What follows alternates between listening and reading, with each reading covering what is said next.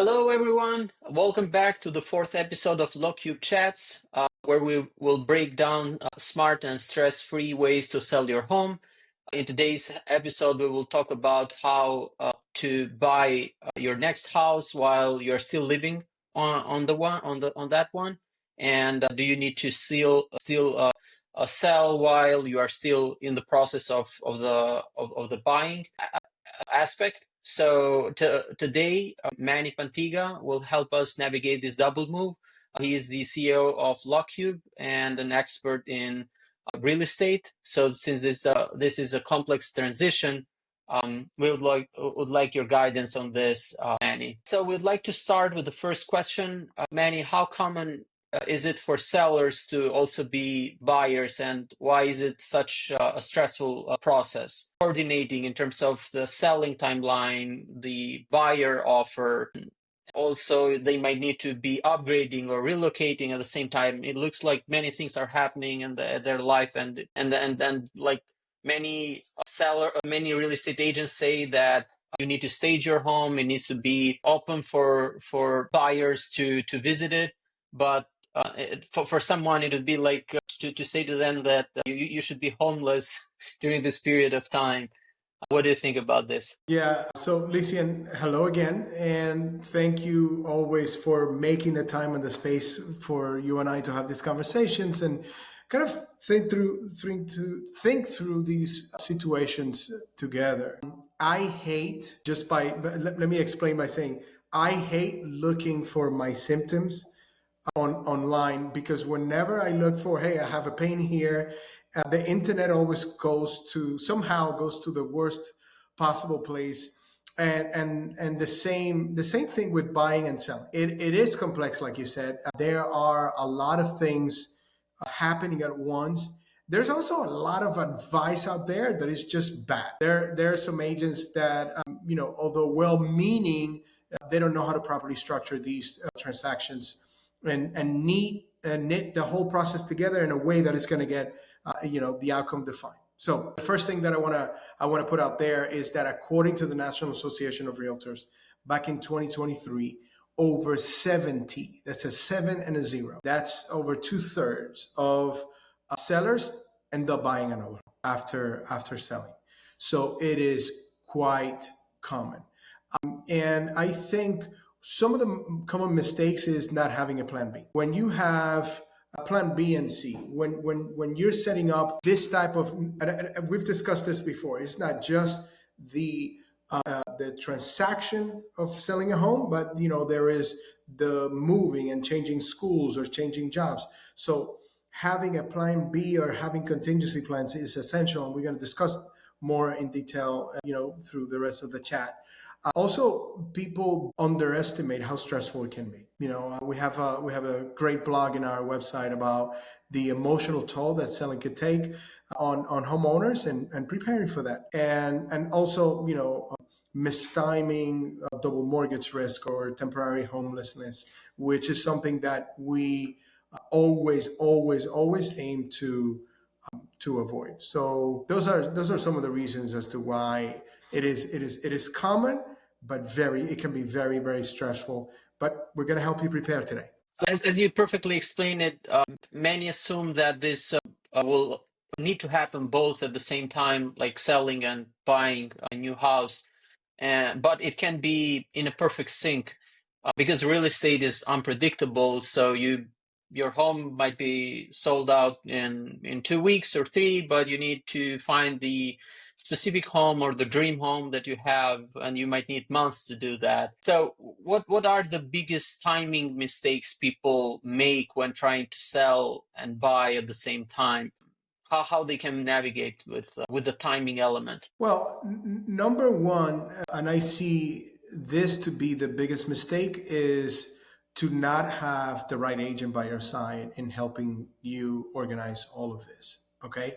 But the number one mistake that I can tell homeowners that are trying to buy and sell at the same time is that they list their home when they're already on the contract for the new. So buying before selling or identifying a property to purchase before putting the home on the market is definitely challenging. Not preparing for financing in advance. We got to think about all of the elements and all of the components that come into the timing of these two transactions. Underestimating how long it could take either to market or to get an offer on the list in the home that we're listing, or to find the property in inventory where there's inventory constraint rather. Those are challenges. So over or underestimating how long things can take, and also not tapping into some available things like rent back or bridge loans, or there are other companies that have all kinds of creative financing solutions. So those are some of the mistakes that some sellers do, and I know we're going to touch a little bit more on that. Since you just opened this topic, what financing options are available to help people buy before they sell, or vice versa? Initially, what would be the best way? Buy before selling or selling before buying? For example, if you try to buy before you sell, you might have a double mortgage, and maybe the second mortgage might have higher rates because of the fact that you have a previous mortgage. And I mean, can you like convince the bank that you are in the process of selling and basically eradicate this initial mortgage, and then you'll just have in a couple of months just the second mortgage, but that might increase the interest rate. What do you think about that? Well, so the one thing with lenders is that they always want payment on their home, on their loans rather. So there are some creative financing solution. There are some traditional that are common, like home equity line of credit that you could pull out on your existing home to take it to maybe secure a property that you're built. But by the way, Lisian, every case is unique, and every unique situation is going to require a unique plan. So again, the worst thing that we can do is to approach it, hey, this is the financing playbook. We got to understand what's available to us and then execute based on that. But to go with a one size fits all is certainly a mistake.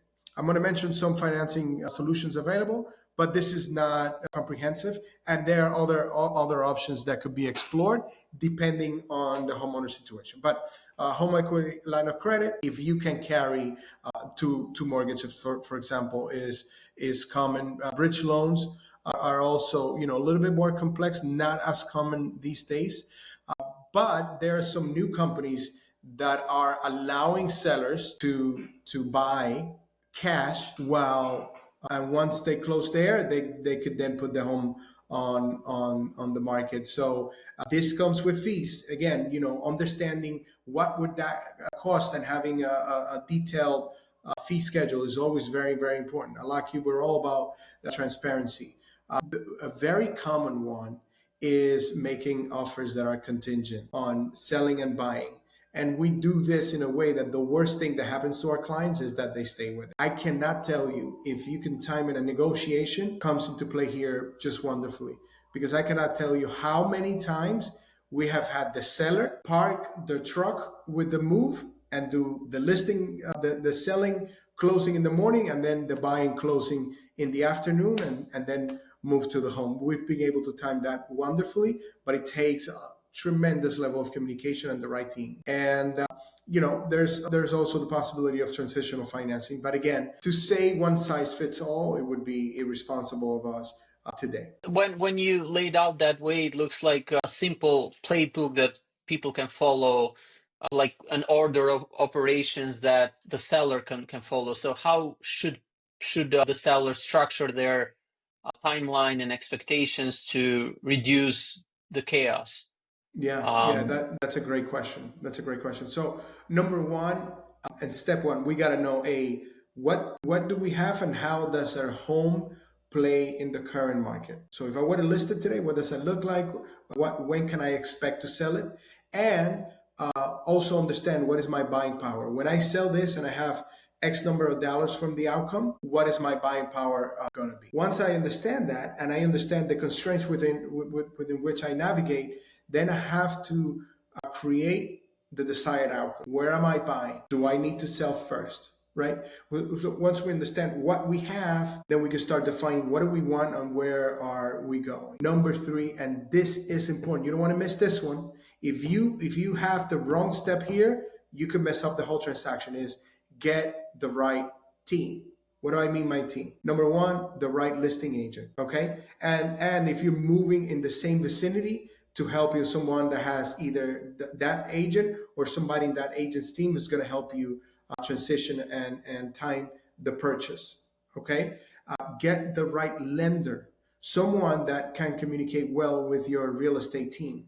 Remember, you're going to have a listing team, you're going to have a buying team, you're going to have the purchase and all that goes with that. And you need someone who's going to pinpoint all of this and talk to everybody else and make sure that that gets timed. Team is almost everything here in when it comes to execution. Here is another step where sellers get it wrong. They have the right team, they have the right financing, and then they go and visit a family, they love a house, they make an offer, then they come to us, I need to sell my house, and they're already behind the eight ball, and they might not see, and this is important because they might not see us help them maximize in the outcome if we would have had just even a few more weeks. So this is very important.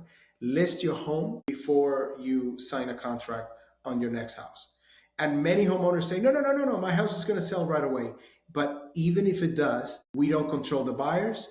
We don't control the buyer's lending. We don't control any unforeseen for the buyers. So building some buffer time is very, very important. And then in a case where you saw the home, it's my dream home, Locqube team, I need to buy it, then we have been very successful helping homeowners get and buy back a little bit of additional time so we could close on the sale of the home and allow the sellers to stay there until the new home is finished. And right now I have a family that they sold the home for over 30 years. They've been living there and they needed the money to close on their next home, or to finish rather the construction of the next home. And we were able to get them additional time while they have the funds. And it was a very, very happy transition. I think they just had the first dinner in the new home and it was just glorious for them. And we were so delighted to be a part of that. Last, homeowner, hear us. Expect changes, expect a little bit of chaos because it is a very, very difficult transaction that, again, when you have the right team, what you do is you mitigate and you minimize all of the issues that could potentially come up. And having the right team, for example, with Locqube, what does Locqube and the Locqube platform and the PropTech platform that you have do differently to support clients making this double move? Where do you see yourself fit into that process? What do you offer differently? So there are a few points that I want to highlight. Number one, speed, right? If you saw the home that you like, let's say you're down south in Florida, you saw the home that you like and you want to make an offer, you know that you could right then and there put your home in the market with Locqube. You don't have to get on a plane and fly back up to New York City and then go and schedule. You already know what our team is going to do for you, how we're going to do it, and we're going to make it transparent, we're going to make it easy, and most important, we're going to make it fast, okay? So also affordability, because our services are affordable, it gives you a lot more time, a lot more flexibility to make your next move. And because our platform tracks the entire process for the homeowner, it allows the homeowner to orient themselves in where are we in the selling process so that I can make better decisions about the buying process. Lastly, experience. Everything that I shared here is not stuff that I read we pulled out of ChatGPT. Is 2 decades, just myself, of walking with homeowners in that journey of selling and maximizing on their sale and then buying and getting their happily ever after home. So the platform gives them the ability and the speed and the convenience, and then our team gives them the guidance and what steps to follow. So it helps them complete the process a lot with ease. Thank you, Manny. This is a very important topic because, as you frame it very well, with the stat, like 70% or 2/3 of homeowners, they usually sell and buy at the same time. But it doesn't need to be chaos. With the right timing, the right support, the right tools. It's doable. Thanks again for the game plan and the playbook that you gave us, and for the audience, I suggest to head to locqube.com, get your free home valuation and the AI enhancements that on the platform you will find in order to make the best move for your home. And we'll see you on the next episodes of this podcast. Thank you. And till Thank you, next Lisian. time. Bye. Bye. Bye. Thank you, Lisian. Bye all. Thank you.